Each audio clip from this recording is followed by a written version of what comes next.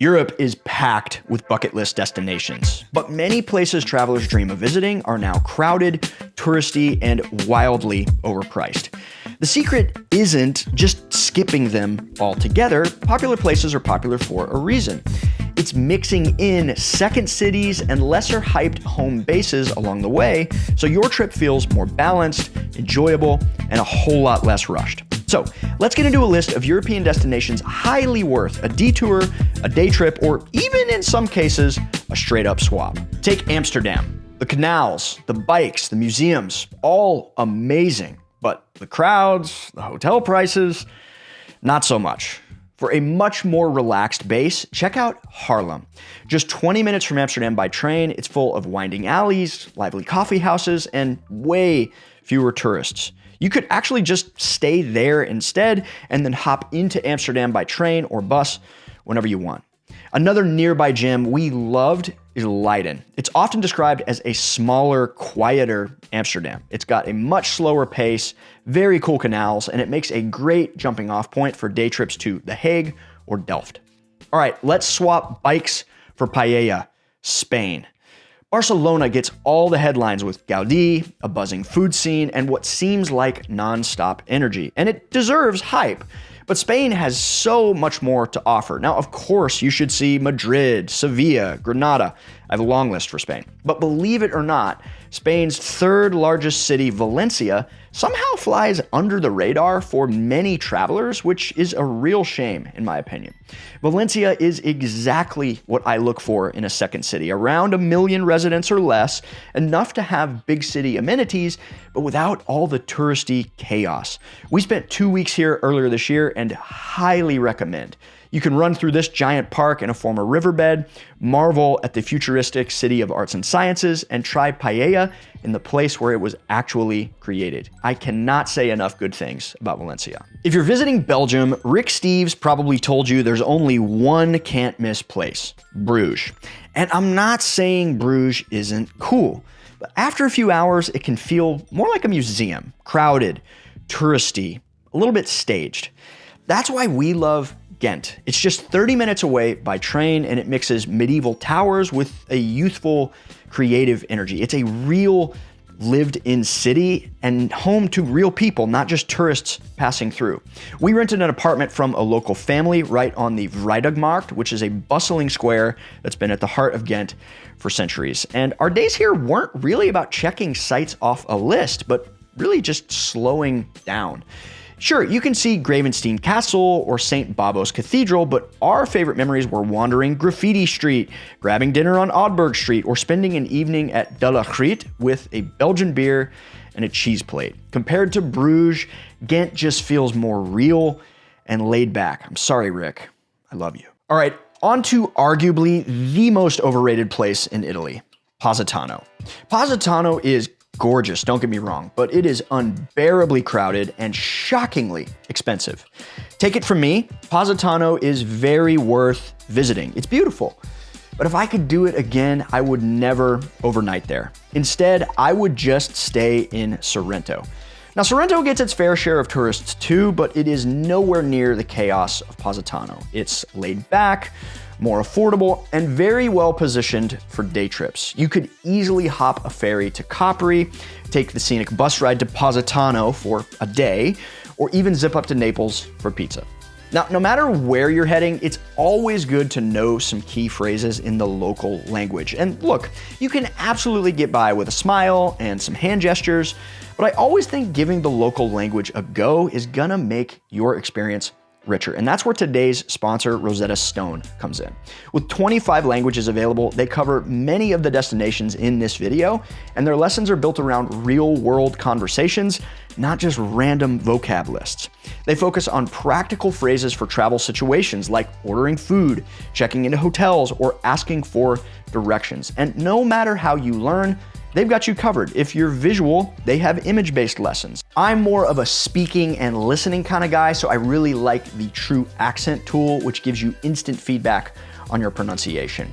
The lessons are short, flexible, and they're available on both app and desktop, which is perfect for prepping before your trip or even brushing up while you're on the road.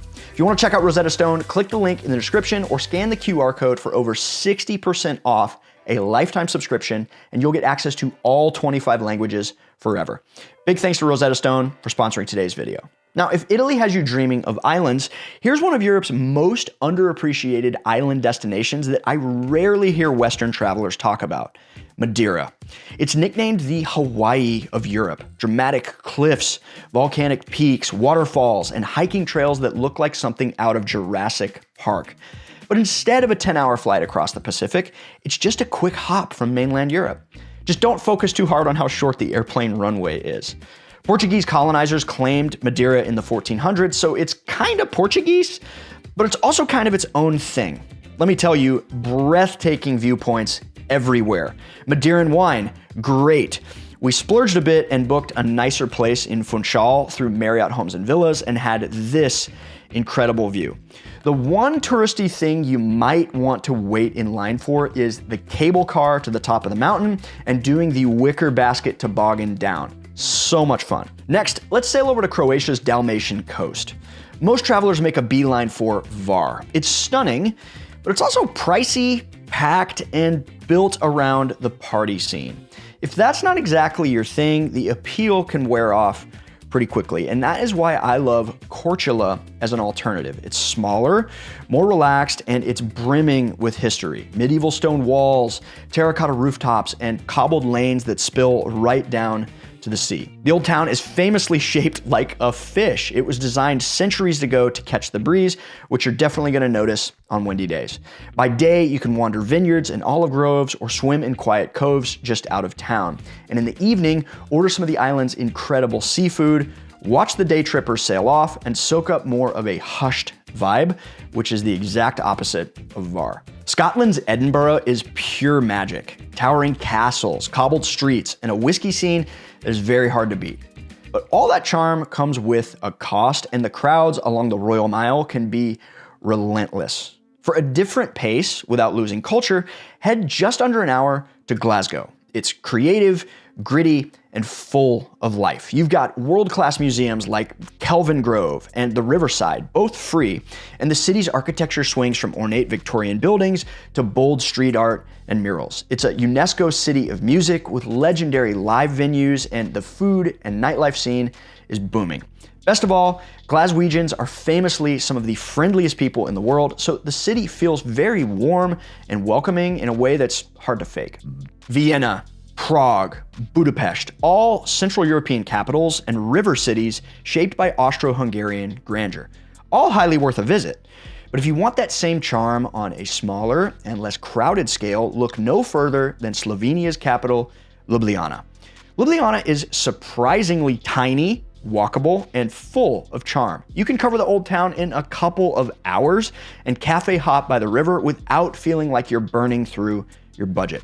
Something I thought was just awesome is the city's mascot is the dragon. You'll see the dragon on bridges and statues everywhere. Food and drinks are refreshingly affordable, and do not skip the local honey. Slovenia has more beekeepers per capita than anywhere in the world. One of our favorite things in Ljubljana was the accommodations. We stayed in two different places in Ljubljana: Hostel Celica, which is a converted prison, and then we used our IHG free night certificate for an epic stay at the Intercontinental Ljubljana. I cannot wait to go back there. The Swiss Alps are legendary for skiing, but they're also legendary for their prices. If you're craving snowy slopes without that Swiss sticker shock, try swapping the Alps for something a little more under the radar. Garmisch-Partenkirchen in Bavaria gives you alpine charm without the crazy prices or as much of the chaos. What I like about Garmisch is it's just a short train ride from Munich, so it's one of the easiest ski getaways in Europe and an easy one to work into kind of a Bavaria trip.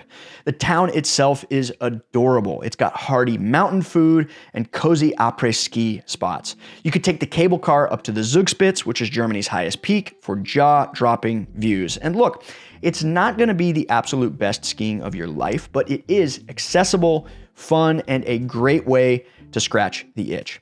Now, if budget is your biggest concern, Bansko in Bulgaria is one of the cheapest ski destinations in all of Europe. The runs are solid, après-ski is lively, and it's developing a cool international vibe thanks to digital nomads and long-term visitors. You're not going to find the polish of the Alps, but for the price, very hard to beat. And if you're craving even more hidden gems, you're definitely going to want to check out this video on 7 insanely underrated European cities. Thanks for watching. Happy travels.